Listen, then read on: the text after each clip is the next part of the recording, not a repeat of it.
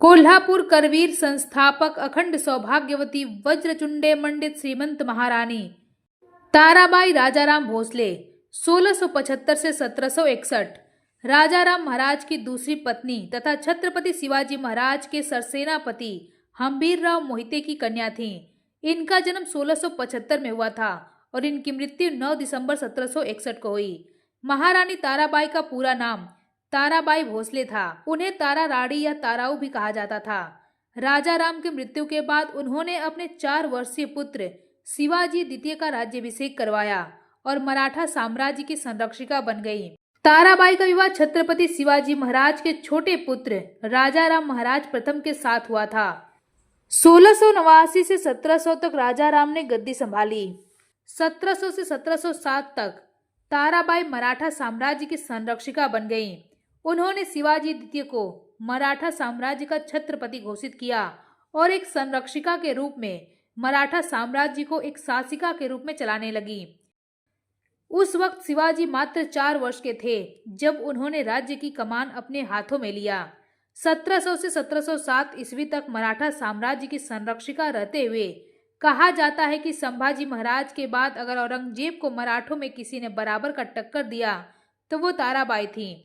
उन्होंने 7 साल तक अकेले दम पर मुगलों से टक्कर लिया और कई सरदारों को एक करके वापस मराठा साम्राज्य को बनाने के लिए एक महत्वपूर्ण भूमिका निभाई। ताराबाई अपने पुत्र को गद्दी पर देखना चाहती थीं, परंतु ऐसा हो न सका क्योंकि औरंगजेब की मृत्यु के बाद बहादुर शाह प्रथम ने छत्रपति साहू जो उसकी कैद में थे उनको दिल्ली से छोड़ दिया, जिसके कारण साहू ने यहाँ आकर गद्दी के लिए संघर्ष करना शुरू कर दिया और महाराष्ट्र में गृह युद्ध छिड़ गया। अंततः साहू ने युद्ध में ताराबाई की सेना को पराजित कर उन्हें पूरी तरीके से खत्म कर दिया और उन्हें कोल्हापुर का राज्य सौंप दिया और खुद मराठा साम्राज्य के छत्रपति बन गए। साहू के काल में एक बार फिर से मराठा साम्राज्य अपने चरमोत्कर्ष पर पहुंच गया, लेकिन छत्रपति साहू का कोई उत्तराधिकारी नहीं था। ऐसे में ताराबाई अपने पोते राम राजा को साहू के पास लेकर गईं, क्योंकि शिवाजी के वंशज होने के नाते राम राजा ही अगले छत्रपति थे। और फिर साहू ने राम राजा को 1749 में सतारा की गद्दी सौंप दी। उनके गद्दी पर बैठते ही ताराबाई ने राम राजा को आदेश दिया कि वह पेशवा बालाजी बाजीराव को गद्दी से हटा दें, लेकिन राम राजा ने उन्हें मना कर दिया, जिससे ताराबाई इतना नाराज हो गईं कि उन्होंने राम राजा को सतारे के किले में कैद कर दिया। जब बालाजी बाजीराव को यह खबर पहुंची तो वे छत्रपति को रिहा करने के लिए सतारा की ओर चल दिए।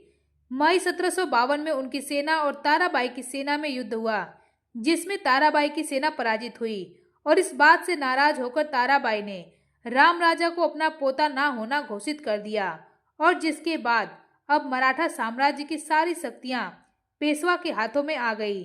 14 जनवरी 1761 में पानीपत के तृतीय युद्ध में मराठों की हार होने के बाद जून 1761 में बालाजी बाजीराव की मृत्यु हो गई। उसके बाद दिसंबर 1761 में ताराबाई का भी निधन हो गया।